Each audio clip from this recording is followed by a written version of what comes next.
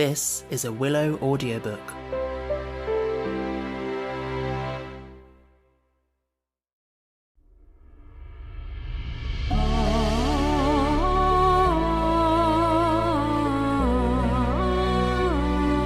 Ozma of Oz by L. Frank Baum. Read by Stephen Alexander.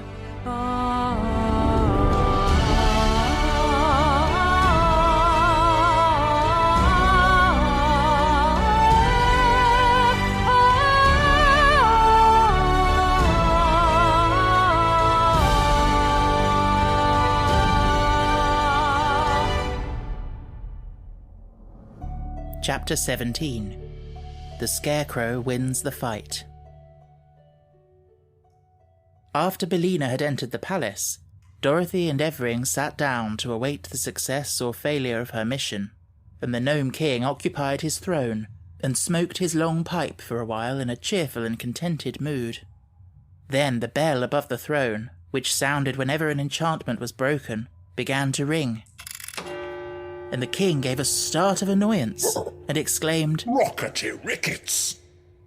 When the bell rang a second time, the king shouted angrily, "Smudge and blazes!" And at a third ring, he screamed in a fury, "Hippie-caloric!" which must be a dreadful word, because we don't know what it means. After that, the bell went on ringing time after time, but the king was now so violently enraged that he could not utter a word, but hopped out of his throne and all around the room in a mad frenzy, so that he reminded Dorothy of a jumping jack. The girl was, for her part, filled with joy at every peal of the bell, for it announced the fact that Billina had transformed one more ornament into a living person. Dorothy was also amazed at Billina's success, for she could not imagine how the yellow hen was able to guess correctly from all the bewildering number of articles clustered in the rooms of the palace.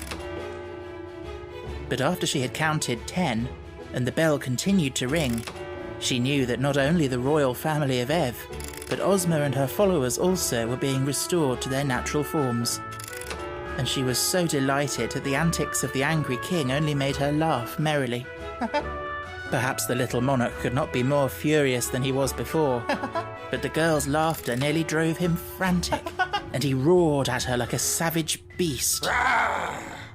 Then, as he found that all his enchantments were likely to be dispelled, and his victims every one set free, he suddenly ran to the little door that opened upon the balcony, and gave the shrill whistle that summoned his warriors. At once, the army filed out of the gold and silver doors in great numbers and marched up a winding stairs and into the throne room, led by a stern-featured gnome who was their captain. When they had nearly filled the throne room, they formed ranks in the big underground cavern below, and then stood still until they were told what to do next. Dorothy had pressed back to one side of the cavern when the warriors entered, and now she stood holding the little Prince Evering's hand, while the great lion crouched upon one side, and the enormous tiger crouched on the other side. "Seize that girl!" shouted the king to his captain, and a group of warriors sprang forward to obey. But both the lion and tiger snarled so fiercely and bared their strong, sharp teeth so threateningly that the men drew back in alarm. "Don't mind them," cried the Gnome King. "They cannot leap beyond the places where they now stand." "But they can bite those who attempt to touch the girl," said the captain. "I'll fix that," answered the king. "I'll enchant them again, so that they can't open their jaws." He stepped out of the throne to do this, but just then the sawhorse ran up behind him and gave the fat monarch a powerful kick with both his wooden hind legs. "Ow! Murder! Treason!" yelled the king, who had been hurled against several of his warriors and was considerably bruised. "Who did that?" "I did," growled the sawhorse viciously. "You let Dorothy alone, or I'll kick you again." "We'll see about that," replied the king, and at once he waved his hand towards the sawhorse and muttered a magical word. "Aha!" he continued, Now let us see you move, you wooden mule. But in spite of the magic, the sawhorse moved, and he moved so quickly toward the king that the fat little man could not get out of his way. Thump, bang, came the wooden heels, right against his round body, and the king flew into the air and fell upon the head of his captain, who let him drop flat upon the ground. Well, well, said the king, sitting up and looking surprised. Why didn't my magic belt work, I wonder? The creature is made of wood, replied the captain. Your magic will not work on wood, you know. Ah, I'd forgotten that, said the king, getting up and limping to his throne. Very well. Let the girl alone. She can't escape us anyway. The warriors, who had been rather confused by these incidents, now formed their ranks again, and the sawhorse pranced across the room to Dorothy and took a position beside the hungry tiger.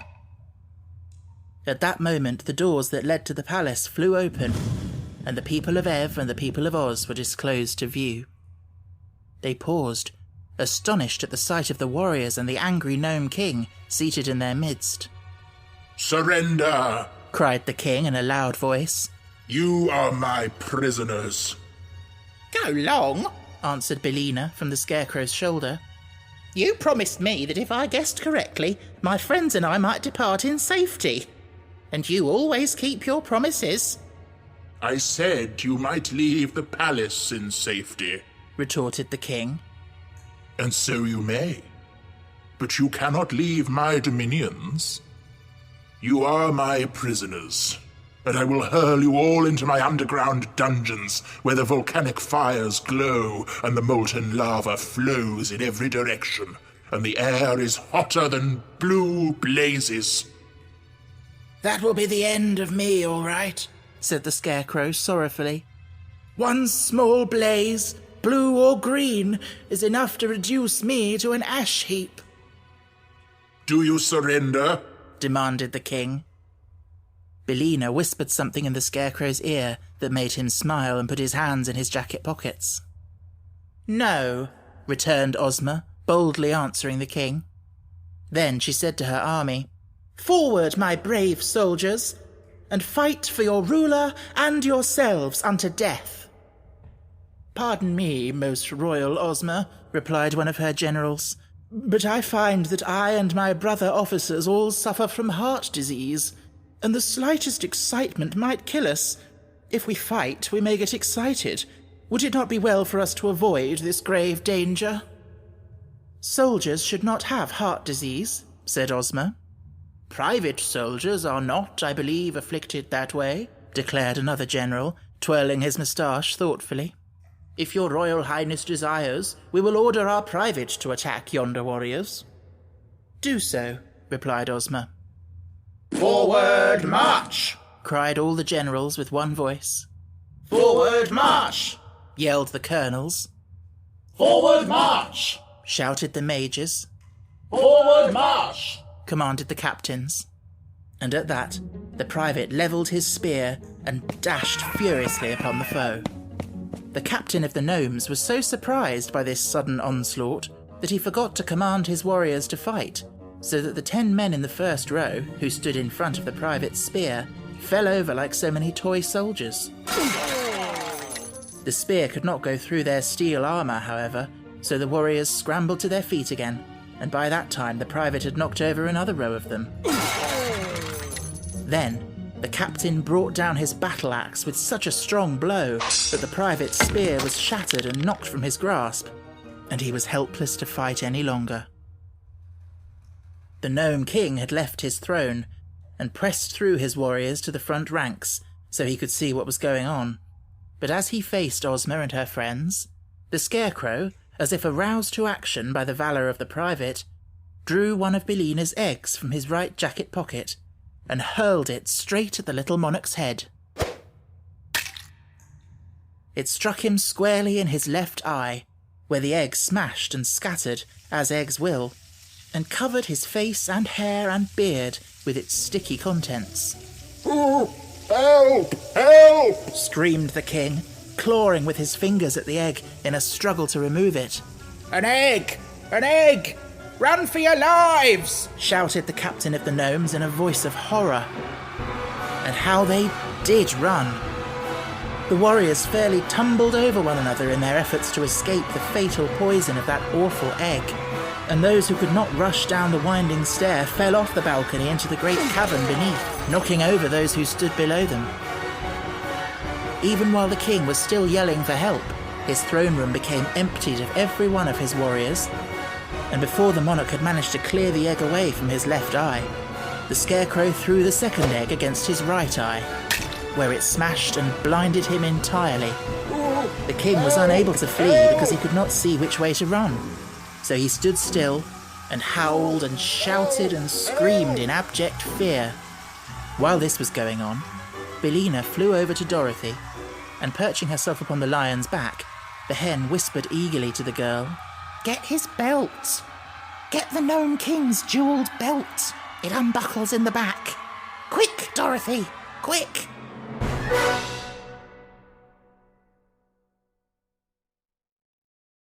Chapter 18.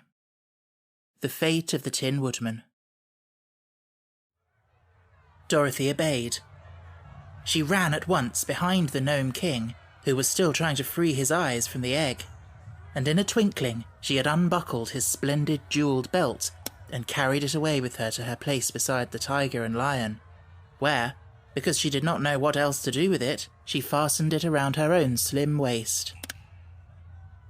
Just then the chief steward rushed in with a sponge and a bowl of water and began mopping away the broken eggs from his master's face. In a few minutes, and while all the party stood looking on, the king regained the use of his eyes, and the first thing he did was to glare wickedly upon the Scarecrow and exclaim, "I'll make you suffer for this, you hay-stuffed dummy! Don't you know eggs are poison to gnomes?" "Really?" said the Scarecrow. "They don't seem to agree with you, although I wonder why." "They were strictly fresh and above suspicion," said Billina. "You ought to be glad to get them." "I'll transform you all into scorpions!" cried the king angrily, and began waving his arms and muttering magic words. But none of the people became scorpions. So the king stopped and looked at them in surprise. "What's wrong?" he asked. "Why, you are not wearing your magic belt," replied the chief steward, after looking the king over carefully. "Where is it? What have you done with it?" The Nome King clapped his hand to his waist, and his rock-coloured face turned white as chalk. "It's gone," he cried helplessly. "It's gone, and I am ruined." Dorothy now stepped forward and said, "Royal Ozma, and you, Queen of Ev, I welcome you and your people back to the land of the living. Billina has saved you from your troubles, and now we will leave this dreadful place and return to Ev as soon as possible." While the child spoke, they could all see that she wore the magic belt, and a great cheer went up from all her friends, which was led by the voices of the Scarecrow and the Private. "Hooray!" But the Nome King did not join them. He crept back onto his throne like a whipped dog and lay there bitterly bemoaning his defeat. "But we have not yet found my faithful follower, the Tin Woodman," said Ozma to Dorothy, "and without him I do not wish to go away." "Nor I," replied Dorothy quickly. "Wasn't he in the palace?" "He must be there," said Billina, "but I had no clue to guide me in guessing the Tin Woodman, so I must have missed him." "We will go back into the rooms," said Dorothy. "This magic belt, I am sure, will help us to find our dear old friend." So she re-entered the palace, the doors of which still stood open, and everyone followed her, except the Nome King, the Queen of Ev, and Prince Evering. The mother had taken the little prince in her lap and was fondling and kissing him lovingly, for he was her youngest born. But the others went with Dorothy, and when she came to the middle of the first room, the girl waved her hand, as she had seen the king do, and commanded the Tin Woodman, whatever form he might then have, to resume his proper shape. No result followed this attempt, so Dorothy went into another room and repeated it, and so through all the rooms of the palace. Yet the Tin Woodman did not appear to them, nor could they imagine which among the thousands of ornaments was their transformed friend. Sadly, they returned to the throne room, where the king, seeing that they had met with failure, jeered at Dorothy, saying, You do not know how to use my belt, so it is of no use to you. Give it back to me, and I will let you go free, you and all the people who came with you. As for the royal family of Ev, they are my slaves, and shall remain here. I shall keep the belt, said Dorothy. But how can you escape without my consent? Asked the king. Easily enough, answered the girl. All we need to do is to walk out the way we came in. Oh, that's all, is it? Sneered the king. Well, where is the passage through which you entered this room? They all looked around, but could not discover the place, for it had long since been closed. Dorothy, however, would not be dismayed. She waved her hand toward the seemingly solid wall of the cavern and said, I command the passage to open.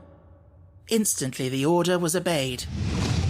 The opening appeared, and the passage lay plainly before them. The king was amazed, and all the others overjoyed.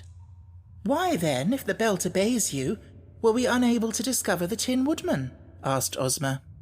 I can't imagine, said Dorothy. See here, girl, proposed the king eagerly. Give me the belt, and I will tell you what shape the Tin Woodman was changed into, and then you can easily find him. Dorothy hesitated, but Billina cried out, Don't you do it! If the Gnome King gets the belt again, he will make every one of us prisoners, for we will be in his power. Only by keeping the belt, Dorothy, will you ever be able to leave this place in safety. I think that is true, said the Scarecrow. But I have another idea, due to my excellent brains. Let Dorothy transform the king into a goose egg, unless he agrees to go into the palace and bring out to us the ornament which is our friend Nick Chopper, the Tin Woodman. A goose egg? Echoed the horrified king. How dreadful. Well, a goose egg you will be, unless you go and fetch us the ornament we want, declared Billina, with a joyful chuckle. You can see for yourself that Dorothy is able to use the magic belt all right, added the Scarecrow. The Gnome King thought it over, and finally consented, for he did not want to be a goose egg. So he went into the palace to get the ornament which was the transformation of the Tin Woodman, and they all awaited his return with considerable impatience, for they were anxious to leave this underground cavern and see the sunshine once more. But when the Gnome King came back, he brought nothing with him except a puzzled and anxious expression upon his face. He's gone, he said. The Tin Woodman is nowhere in the palace. Are you sure? Asked Ozma sternly. I'm very sure, answered the king, trembling. For I know just what I transformed him into, and exactly where he stood. But he is not there. And please don't change me into a goose egg, because I've done the best I could. They were all silent for a time. And then Dorothy said, There is no use in punishing the Gnome King any more, and I'm afraid we'll have to go away without our friend. If he is not here, we cannot rescue him, agreed the Scarecrow sadly. Poor Nick. I wonder what has become of him. And he owed me 6 weeks' back pay, said one of the generals, wiping the tears from his eyes with his gold-laced coat sleeve. Very sorrowfully, they determined to return to the upper world without their former companion, and so Ozma gave the order to begin the march through the passage. The army went first, and then the royal family of Ev, and afterward came Dorothy, Ozma, Billina, the Scarecrow, and Tick-Tock. They left the Gnome King scowling at them from his throne, and had no thought of danger until Ozma chanced to look back and saw a large number of the warriors following them in full chase, with their swords and spears and axes raised to strike down the fugitives as soon as they drew near enough. Evidently the Nome King had made this last attempt to prevent their escaping him, but it did him no good, for when Dorothy saw the danger they were in, she stopped and waved her hand and whispered a command to the magic belt. Instantly, the foremost warriors became eggs, which rolled upon the floor of the cavern in such numbers that those behind could not advance without stepping upon them. But when they saw the eggs, all desire to advance departed from the warriors, and they turned and fled madly into the cavern, and refused to go back again. Our friends had no further trouble in reaching the end of the passage, and soon were standing in the outer air upon the gloomy path between the two high mountains. But the way to Ev lay plainly before them, and they fervently hoped that they had seen the last of the Nome King and of his dreadful palace. The cavalcade was led by Ozma, mounted on the Cowardly Lion, and the Queen of Ev, who rode upon the back of the tiger. The children of the Queen walked behind her, hand in hand. Dorothy rode the Sawhorse, while the Scarecrow walked and commanded the army in the absence of the Tin Woodman. Presently the way began to lighten, and more of the sunshine to come in between the two mountains, and before long they heard the thump, thump, thump of the giant's hammer upon the road.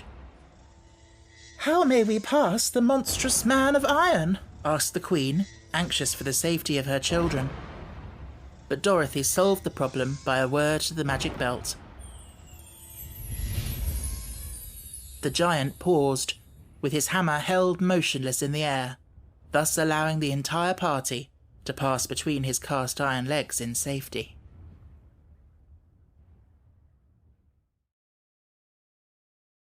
Hi, this is just a really quick reminder that if you're enjoying the stories on Willow Audiobooks, it would mean the absolute world to me if you'd consider becoming a patron on Patreon. There are 3 different pledge tiers, all with different perks attached to them, and above all, you'd be helping me to make sure I can keep doing this consistently. So please head on over to patreon.com/Willow Audiobooks and check out how you can get involved. Alternatively, I also really appreciate ratings and reviews left on iTunes or wherever you happen to get your podcasts. So if you haven't done that, please do. Thank you so much. Chapter 19. The King of Ev. If there were any shifting, rock-coloured gnomes on the mountainside now, they were silent and respectful, for our adventurers were not annoyed, as before, by their impudent laughter. Really, the gnomes had nothing to laugh at since the defeat of their king. On the other side, they found Ozma's golden chariot, standing as they had left it. Soon the lion and the tiger were harnessed to the beautiful chariot, in which was enough room for Ozma and the Queen and 6 of the royal children. Little Evring preferred to ride with Dorothy upon the Sawhorse, which had a long back. The prince had recovered from his shyness and had become very fond of the girl who had rescued him, so they were fast friends and chatted pleasantly together as they rode along. Billina was also perched upon the head of the wooden steed, which seemed not to mind the added weight in the least, and the boy was full of wonder that a hen could talk and say such sensible things. When they came to the gulf, Ozma's magic carpet carried them all over in safety.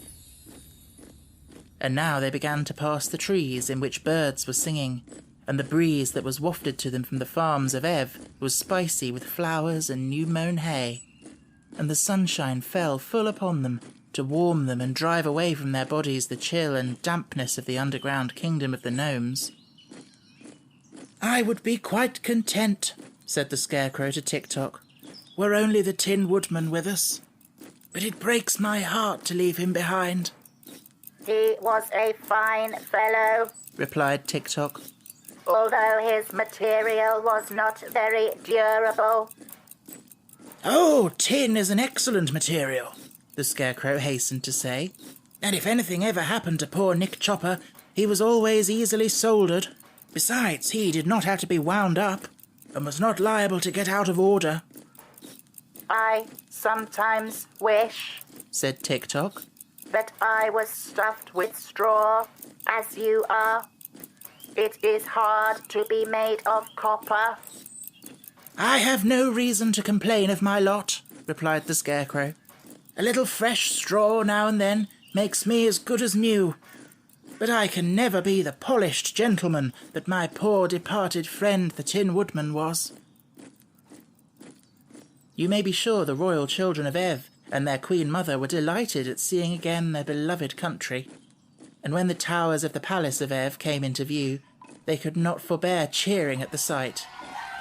Little Evring, riding in front of Dorothy, was so overjoyed that he took a curious tin whistle from his pocket and blew a shrill blast that made the sawhorse leap and prance in sudden alarm. What is that? Asked Billina, who had been obliged to flutter her wings in order to keep her seat upon the head of the frightened sawhorse. That's my whistle, said Prince Evring, holding it out upon his hand. It was in the shape of a little fat pig, made of tin and painted green. The whistle was in the tail of the pig. Where did you get it? Asked the yellow hen, closely examining the toy with her bright eyes. Why, I picked it up in the Nome King's palace while Dorothy was making her guesses, and I put it in my pocket, answered the little prince. Billina laughed, or at least she made the peculiar cackle that served her for a laugh. No wonder I couldn't find the Tin Woodman, she said. And no wonder the magic belt didn't make him appear, or the king couldn't find him either. What do you mean? Questioned Dorothy.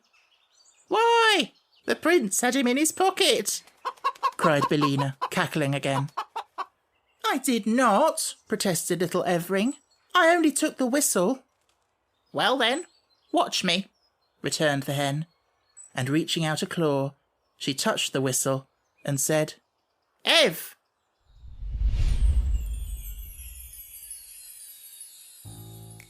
Good afternoon, said the Tin Woodman, taking off his funnel cap and bowing to Dorothy and the prince. I think I must have been asleep for the first time since I was made of tin, for I do not remember our leaving the Nome King. You have been enchanted, answered the girl, throwing an arm round her old friend and hugging him tight in her joy. But it's all right now. I want my whistle, said the little prince, beginning to cry. Hush, cautioned Billina. The whistle is lost, but you may have another when you get home. The Scarecrow had fairly thrown himself upon the bosom of his old comrade, so surprised and delighted was he to see him again, and Tick-Tock squeezed the Tin Woodman's hand so earnestly that he dented some of his fingers. Then they had to make way for Ozma to welcome the Tin Man, and the army caught sight of him and set up a cheer, and everybody was delighted and happy. For the Tin Woodman was a great favourite with all who knew him, and his sudden recovery after they had thought he was lost to them forever was indeed a pleasant surprise. Before long the cavalcade arrived at the royal palace, where a great crowd of people had gathered to welcome their queen and her 10 children. There was much shouting and cheering, and the people threw flowers in their path, and every face wore a happy smile. They found the Princess Langwidere in her mirrored chamber, where she was admiring one of her handsomest heads, one with rich chestnut hair, dreamy walnut eyes, and a shapely hickory nut nose. She was very glad to be relieved of her duties to the people of Ev, and the Queen graciously permitted her to retain her rooms and her cabinet of heads as long as she lived. Then the Queen took her eldest son out upon a balcony that overlooked the crowd of subjects gathered below, and said to them, Here is your future ruler, King Evardo 15th. He is 15 years of age, has 15 silver buckles on his jacket, and is the 15th Evardo to rule the land of Ev.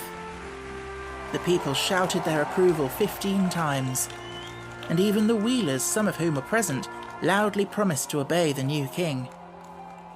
So the Queen placed a big crown of gold set with rubies upon Evardo's head, and threw an ermine robe over his shoulders, and proclaimed him king. And he bowed gratefully to all his subjects, and then went away to see if he could find any cake in the royal pantry. Ozma of Oz and her people, as well as Dorothy, Tick-Tock and Billina, were splendidly entertained by the Queen Mother, who owed all her happiness to their kind offices. And that evening, the yellow hen was publicly presented with a beautiful necklace of pearls and sapphires as a token of esteem from the new king.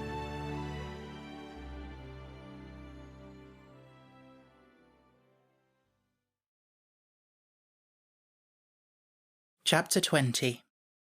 The Emerald City. Dorothy decided to accept Ozma's invitation to return with her to the Land of Oz.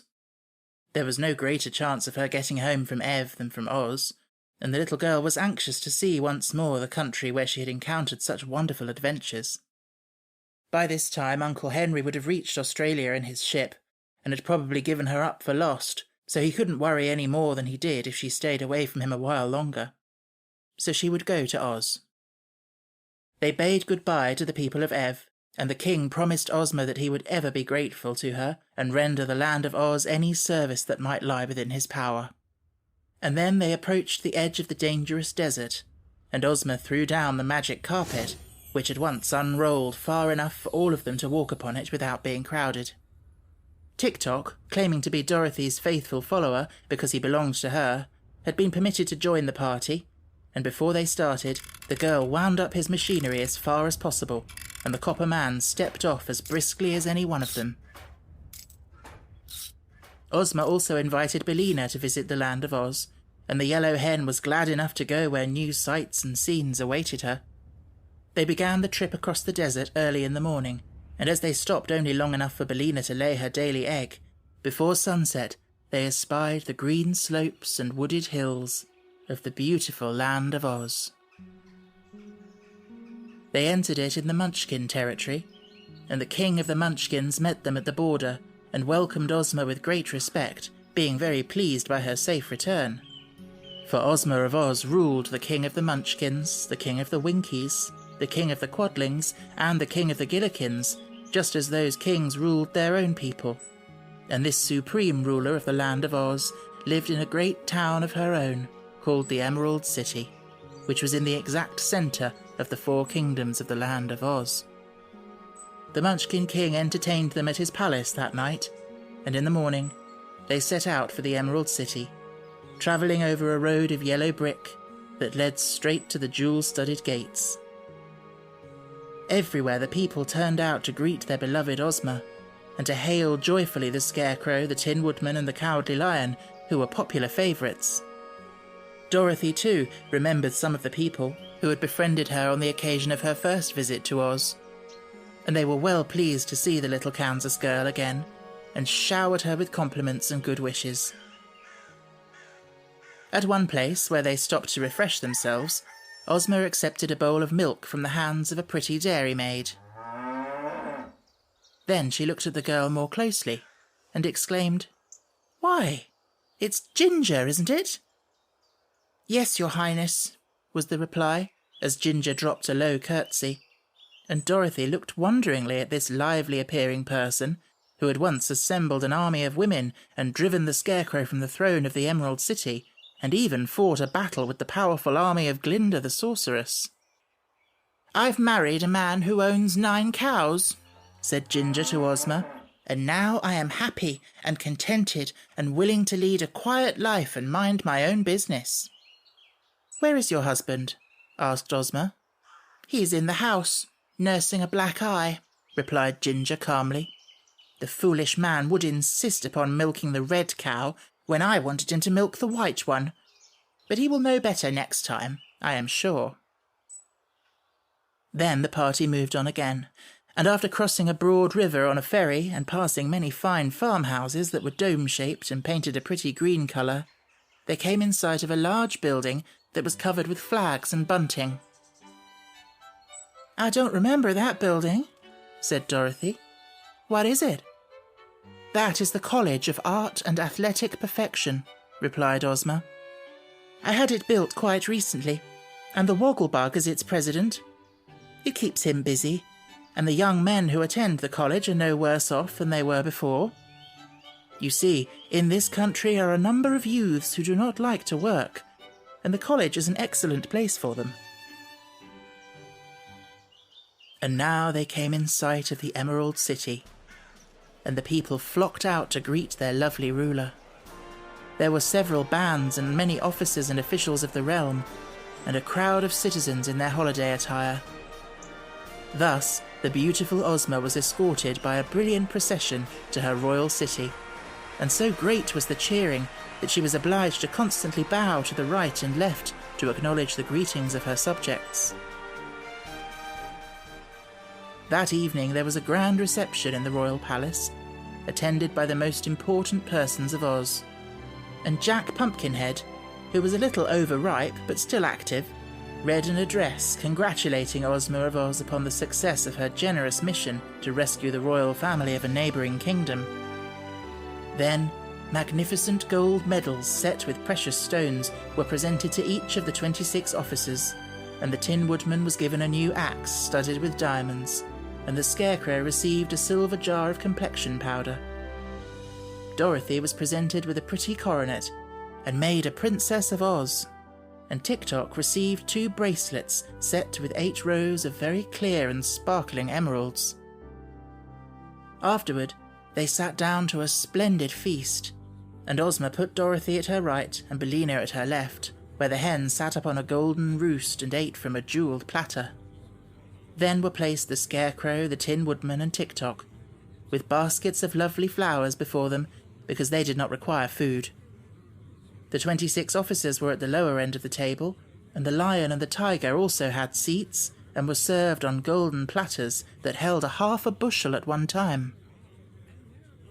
The wealthiest and most important citizens of the Emerald City were proud to wait upon these famous adventurers, and they were assisted by a sprightly little maid named Jellia Jam, whom the Scarecrow pinched upon her rosy cheeks and seemed to know very well. During the feast, Ozma grew thoughtful, and suddenly she asked, "Where is the private?" "Oh, he is sweeping out the barracks," replied one of the generals, who was busy eating a leg of turkey. "But I have ordered him a dish of bread and molasses to eat when his work is done." "Let him be sent for," said the girl ruler. While they waited for this command to be obeyed, she inquired, "Have we any other privates in the armies?" "Oh, yes," replied the Tin Woodman. "I believe there are 3 altogether." The private now entered, saluting his officers and the royal Ozma very respectfully. "What is your name, my man?" asked the girl.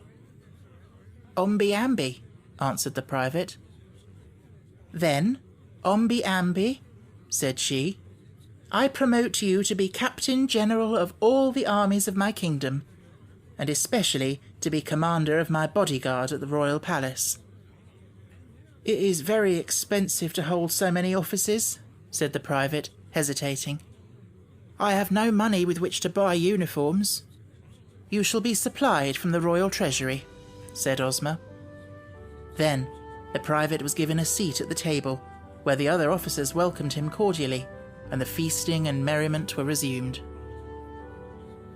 Suddenly, Jellia Jam exclaimed, "There is nothing more to eat! The hungry tiger has consumed everything." "But that is not the worst of it," declared the tiger mournfully.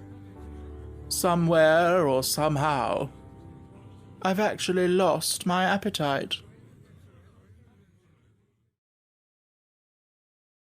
Chapter 21. Dorothy's Magic Belt. Dorothy passed several very happy weeks in the land of Oz as the guest of the royal Ozma, who delighted to please and interest the little Kansas girl. Many new acquaintances were formed, and many old ones renewed, and wherever she went Dorothy found herself among friends. One day, however, as she sat in Ozma's private room, she noticed hanging upon the wall a picture which constantly changed in appearance, at one time showing a meadow, and at another time a forest, a lake, or a village. "How curious!"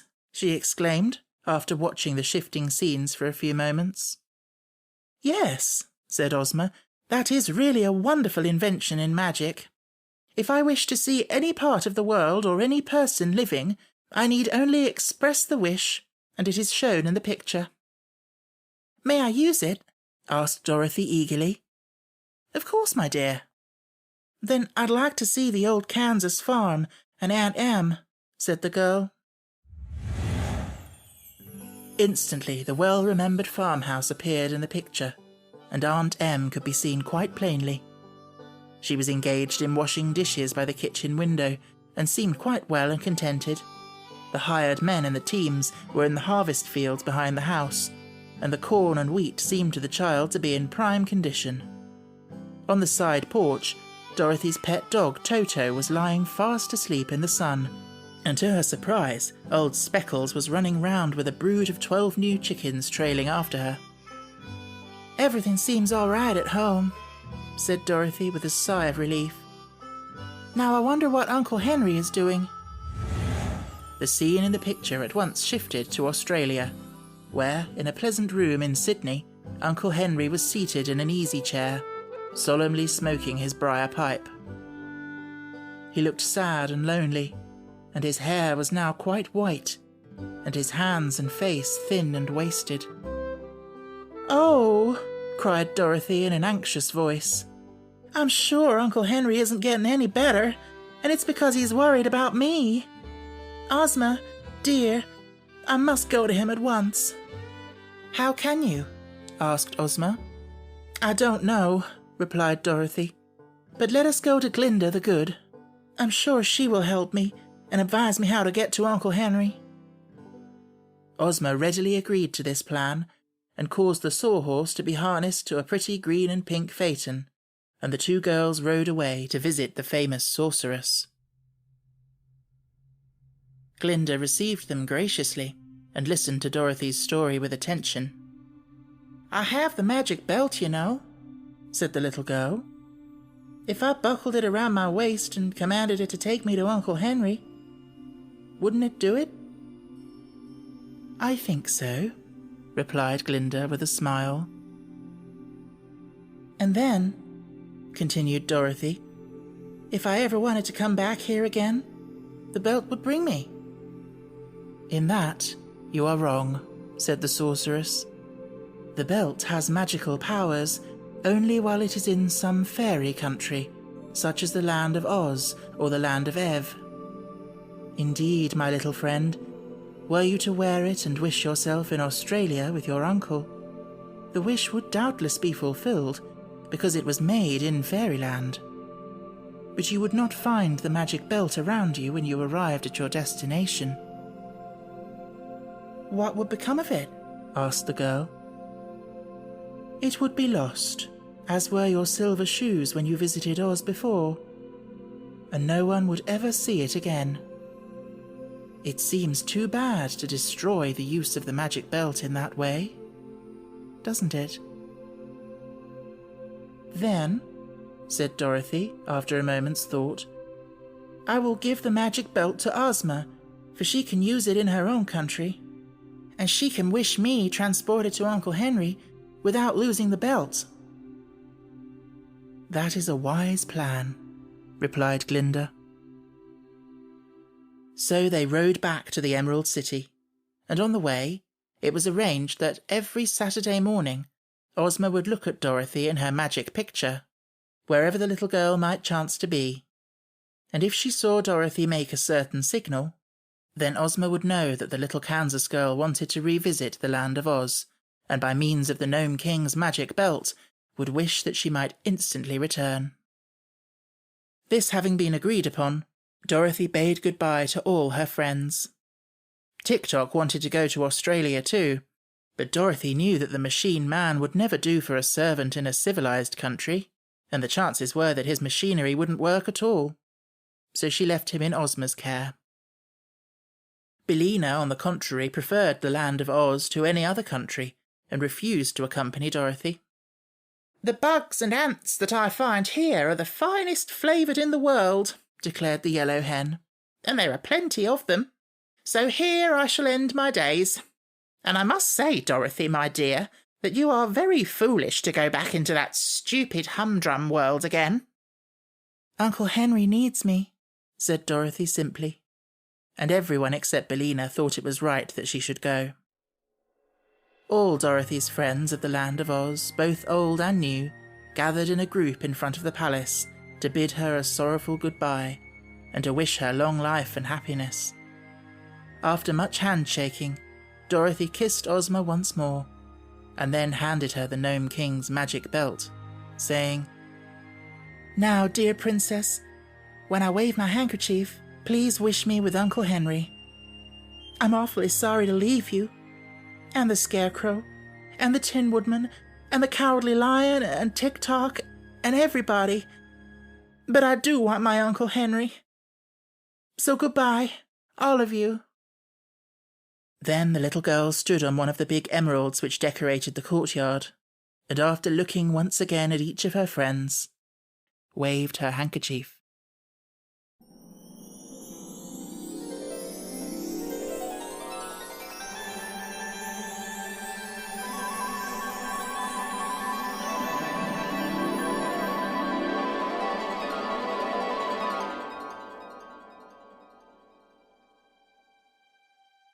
"No," said Dorothy, "I wasn't drowned at all. And I've come to nurse you and take care of you, Uncle Henry. And you must promise to get well as soon as possible." Uncle Henry smiled and cuddled his little niece close in his lap. "I'm better already, my darling," said he.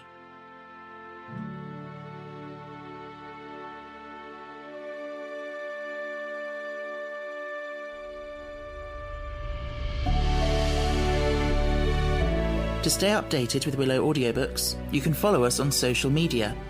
Just search for Willow Audiobooks on Instagram, Facebook and Twitter, or you can visit our webpage at stephenalexanderwillis.com/Willow Audiobooks.